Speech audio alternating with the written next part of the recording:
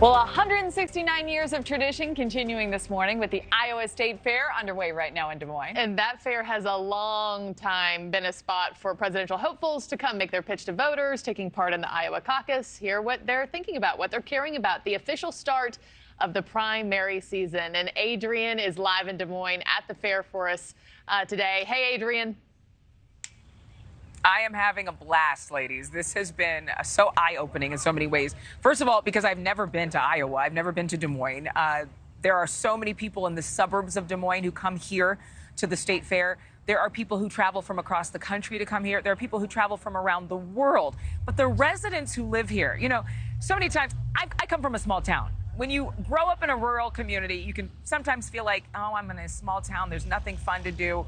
There's plenty of fun to have here, though it's different than the big city. And a lot of people who leave their small town feel, their small town vibe, their farm, end up doing business around the country and around the world and bringing that back here. I met one businessman, get this, a sixth-generation Iowan.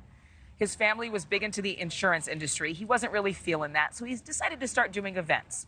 He founded Bacon Fest in 15 years ago. Then he started doing events in other countries like Iceland, Japan.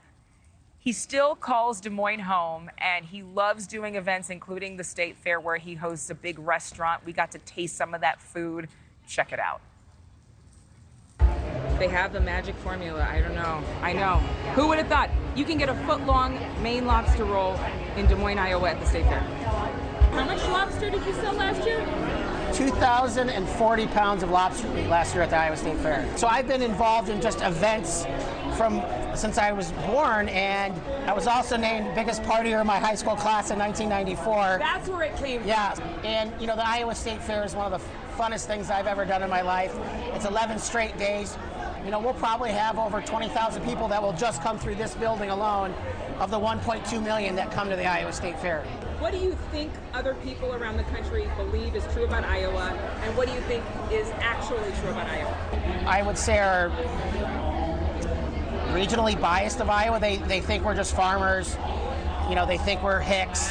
Hillbillies. I ask people, you know, have you ever been to Iowa? And a majority of them say no. So I travel the world to try to see what, experience the world and experience life and try to bring a little bit of that here. We're very caring people. We take care of people. We want to, we want to make sure that everyone's okay. We're a community.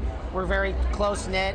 Would Iowans have a strong opinion about the border and immigration reform? You know, I don't mind people coming to the United States. I just think they need to do it legally and go through the right channels. Do you think we need to change the legal way that people come through? I don't know the process. I'm not really educated on it, so I really couldn't be a good judge on what the proper system is or what needs to be changed. Do you think most Americans are educated on it? I don't think we are. We've seen an uptick in crime here in Des Moines. You know, I'm friends with a lot of Des Moines police officers, and actually the sheriff was just here a little bit ago.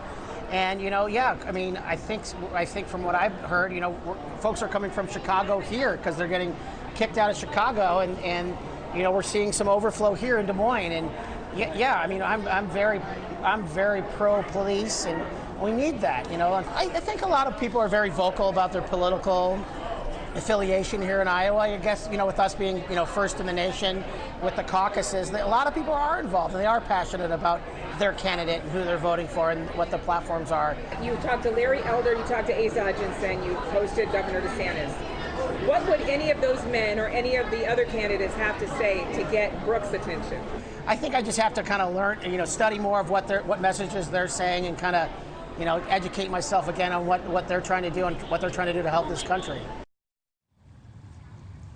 And that was Brooks Reynolds again, a very successful and savvy businessman, sixth-generation Iowan. We were very pleased to speak with him and get his perspective because there are a lot of people here in Iowa who are really, really into creating a world where their families are safe, where they feel that they can have a great quality of life, but they're also very innovative. And there's a lot of innovation in what's being called, not just here in Iowa, but throughout the Midwest and the Heartland, the Silicon Prairie.